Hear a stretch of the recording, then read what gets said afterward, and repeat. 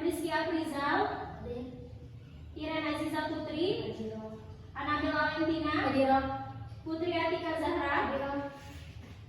Oke, hadir semua ya. Silakan untuk ketua kelas memimpin doa terlebih dahulu. Doa mulai.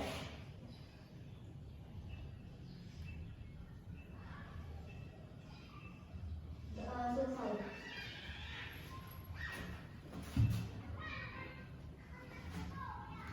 Ada yang tahu pembelajaran apa pada hari ini?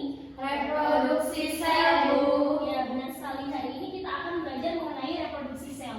Reproduksi sel itu ada 3, yaitu mitosis, meiosis, dan amitosis. Nah, kali ini kita akan belajar mengenai pembelahan mitosis dan meiosis. Tujuan pembelajaran kita pada hari ini yaitu yang pertama, agar peserta didik mampu membandingkan antara pembelahan mitosis dan pembelahan meiosis. Yang kedua, peserta didik mampu menguraikan reproduksi sel mulai dari pembelahan mitosis dan pembelahan meiosis. Baiklah, Ibu akan menjelaskan mengenai perbedaan pembelahan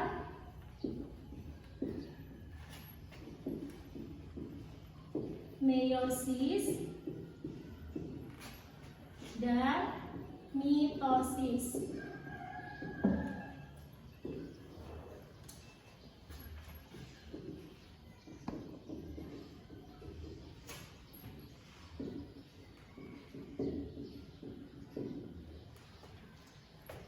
Ada yang tahu nggak di mana sih pembelahan mitosis ini?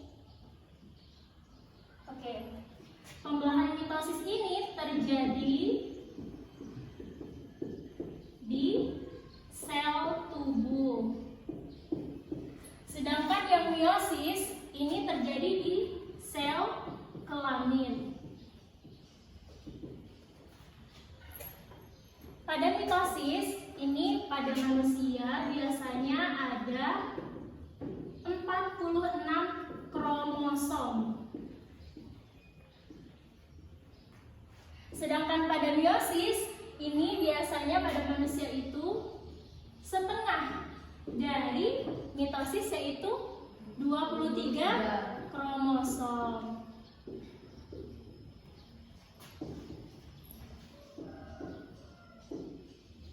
Kemudian perbedaan yang kedua, sel anakan yang dihasilkan pada pembelahan mitosis ini sebanyak 2 sel anak.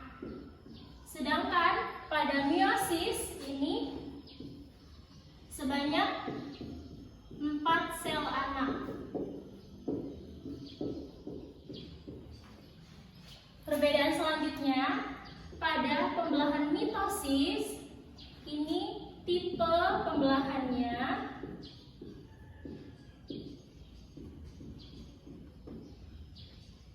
yaitu diploid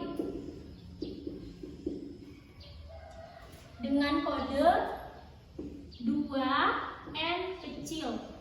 Sedangkan pada meiosis tipe pembelahannya yaitu haploid. Haploid ini biasanya dikodekan dengan N saja, N kecil. Perbedaan selanjutnya adalah pada pembelahan mitosis ini jumlah kromosom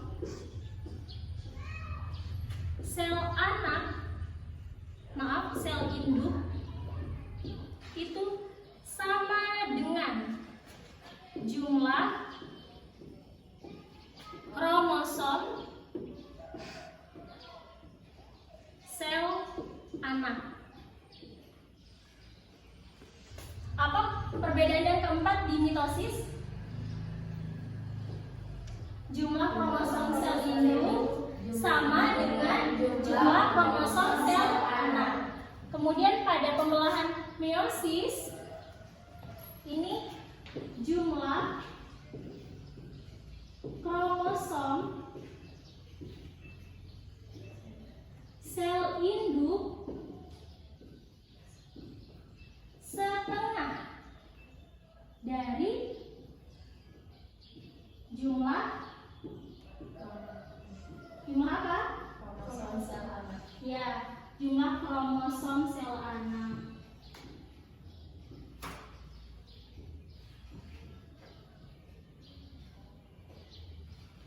Perbedaan yang terakhir dari pembelahan mitosis dan meiosis ini yang kelima, tahapannya. Apa sih tahapan pada pembelahan mitosis? Itu yang pertama, profase. Yang kedua, metafase, betul. Yang ketiga apa? Anafase.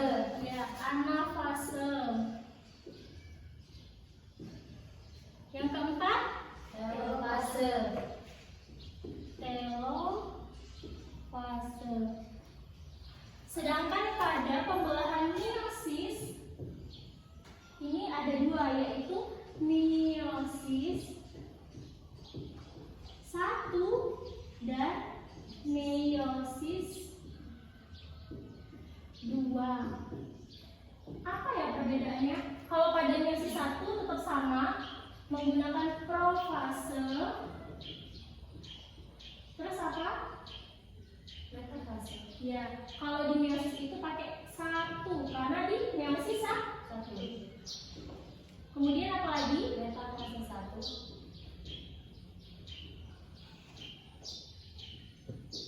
Terus anafase. Anafase 1 ya. Dan telofase 1. Kalau di meiosis 2, itu tinggal diubah aja jadi profase 2, metafase 2, anafase 2, dan telofase 2. Sekarang ibu mau tanya, pembelahan mitosis itu terjadi di mana? Di mana pembelahan mitosis? Ya, di sel tubuh. Biasanya pada manusia berapa kromosom? 46. Sedangkan di pembelahan meiosis ada berapa kromosom? 23. Jumlah sel anak pada pembelahan meiosis ada berapa? 2. Pada meiosis. 4. Kalau pada mitosis, 2. tipe pembelahannya apa pada mitosis? Diploid 2 pada 2N kecil. Kalau meiosis, Haploid dengan kode N kecil. ya. Sudah paham belum? Paham.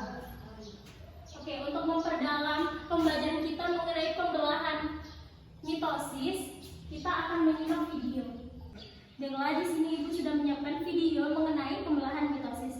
Kita lihat bersama-sama ya. Mitosis. In this module, we will learn about mitosis. Mitosis is a process of cell division that makes possible the regeneration of body parts. To elaborate, mitosis is the separation of nuclear chromosomes into two identical daughter nuclei. It is divided into 4 key phases: prophase, metaphase, anaphase, and telophase. An additional phase called cytokinesis occurs after the complete nuclear division. Before a dividing cell enters meiosis, it undergoes a period of growth and rest. This period is called interphase. In interphase, the genetic material of a cell increases.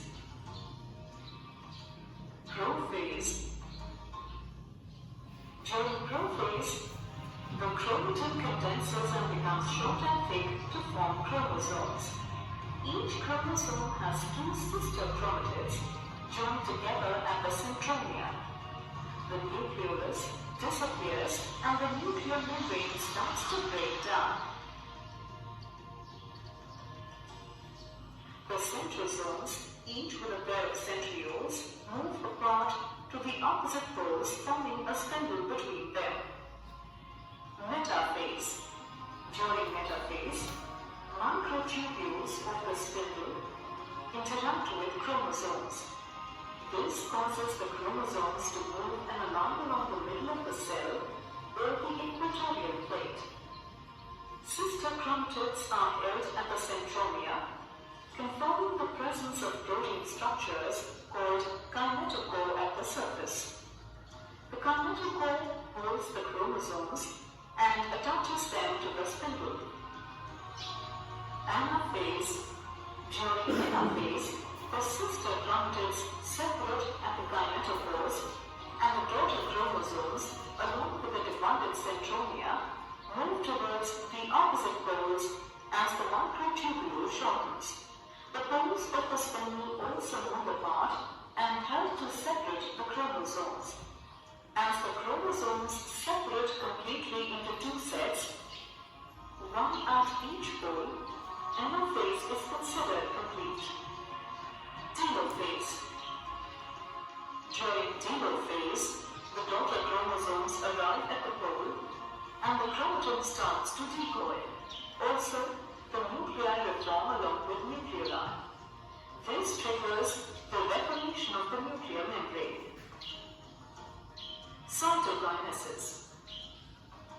Cytokinesis is the partition of the cytoplasm. In animals, a cleavage furrow appears in the plasma membrane, which deepens and divides the cytoplasm into two daughter cells, each containing a nucleus.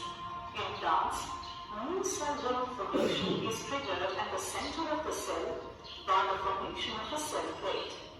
The cell plate grows outwards till it meets the existing wall, resulting in two daughter cells.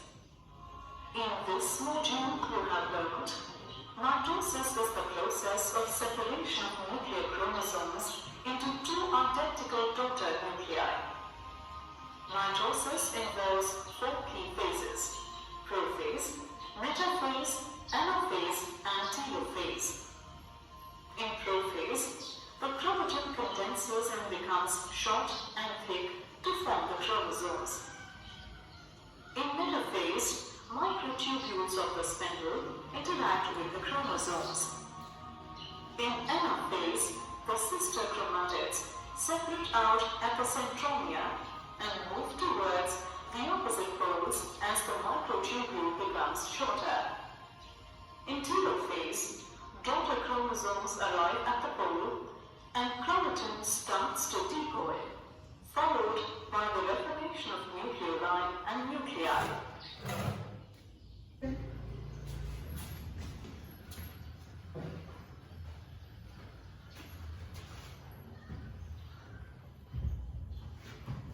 Baiklah, setelah menonton video tadi, pasti kalian sudah tahu fase apa saja yang terjadi pada pembelahan mitosis. Pada pembelahan mitosis ada berapa fase yang terjadi? Ada 4 fase. Yang pertama apa? Fase profase. Yang kedua? Fase metafase. Yang ketiga? Fase anafase. Dan yang keempat? Fase telofase. Oke, siapa yang tahu apa itu fase profase? Ya, Anabel.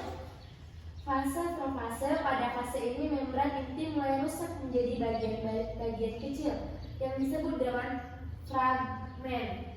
Benang-benang kromatin menebal dan memendek membentuk kromosom. Oke, benar. Terus siapa yang tahu apa itu fase metafase? Ya, Iren. Pertama, fase terjadi penebalan kromosom 4 bagian dengan sel. Tahap ini memiliki ciri khusus yaitu kromosom akan tersusun rapi pada bagian atau tidak berkuadrat. Ya, sudah benar ya. Terus siapa yang tahu apa yang terjadi pada fase anafase? Ya. Pada saat ini, kedua buah kromatit akan memisah menuju kutub yang berlawanan. Pada akhir anafase kedua, kutub sel akan memiliki kromosom yang jumlahnya sama. Ya, sudah benar ya. Dan yang terakhir, apa yang terjadi pada fase telofase? Ya, Apri. Pada tahap telofase, membran inti mulai kembali bergabung. Kromosom mulai meragang dan setelahnya akan terbentuk 2 sel anakan yang bersifat diploid. Ya, sudah benar ya. Oke, jawabannya sudah benar semua ya. Untuk selanjutnya, Ibu akan membagikan LKPD. LKPD ini berisi soal mengenai reproduksi sel yang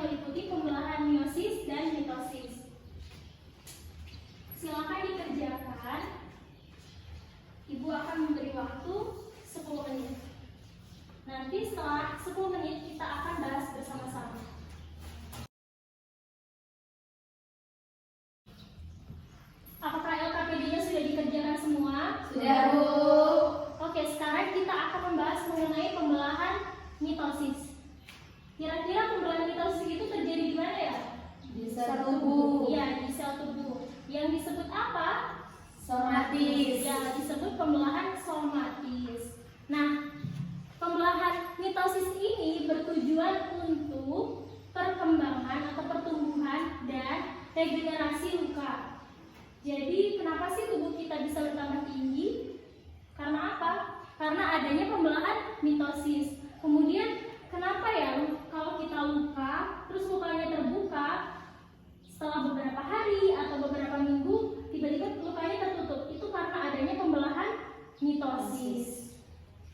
Pada pembelahan mitosis itu ada 2 tahap, yaitu yang pertama tahap interfase dan yang kedua ada tahap mitotik. Nah, pada tahap mitotik ini terbagi lagi menjadi 4 fase, yaitu yang pertama fase apa?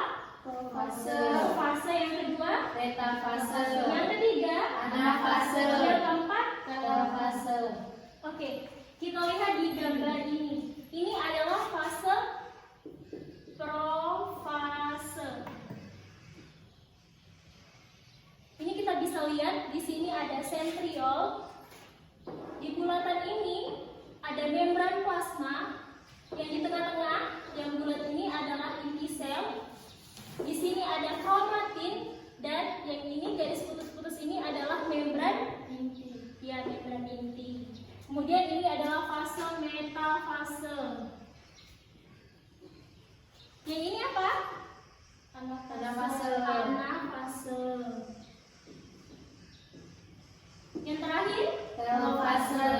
Ya, telofase. Pada fase profase yang terjadi adalah kromatin akan menebal dan memendek membentuk kromatid. Kemudian kromatid akan membelah menjadi kromosom. Inti sel atau nukleus dan membran inti akan menghilang, kemudian akan muncul benang spindle. Setelah itu ada fase metafase. Di fase metafase ini kromosom berjajar pada bidang ekuator. Kemudian kromosom akan ditempeli dengan benang spindle. Selanjutnya di fase apa? Anafase. Ya, pada fase anafase kromosom ini ditarik ke arah kutub yang berlawanan oleh benang spindle. Kemudian kromosom yang ditarik ini akan kembali lagi menjadi kromatid. Setelah anafase ada fase apa? Telofase. Nah, pada fase telofase ini akan terjadi sitokinesis. Di sitokinesis ini membran inti akan kembali bergabung. Kemudian kromosom akan meregang. Tadi kan di metafase dan profase membran intinya tidak ada, tapi setelah di fase telofase membran intinya kembali bergabung. Ini yang membran intinya.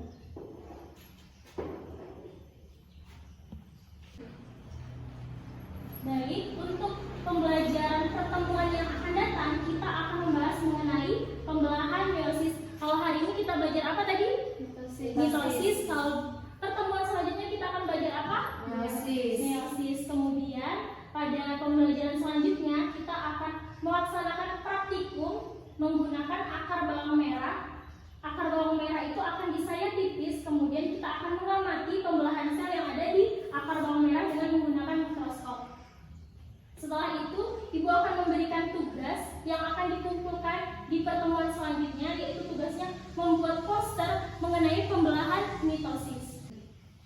Untuk pembelajaran hari ini, silakan kalian membuat refleksi mengenai apa yang kalian pelajari pada hari ini, kemudian pelajaran apa sih pada hari ini yang sulit dipahami dan yang mudah dipahami, kemudian apa kekurangan dan kelebihan dari pembelajaran kita pada hari ini.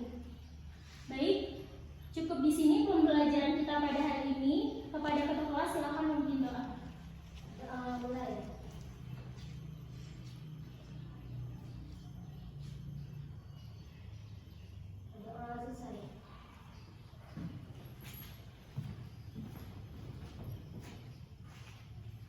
Terima kasih semuanya. Ibu tutup. Wassalamualaikum warahmatullahi wabarakatuh. Waalaikumsalam warahmatullahi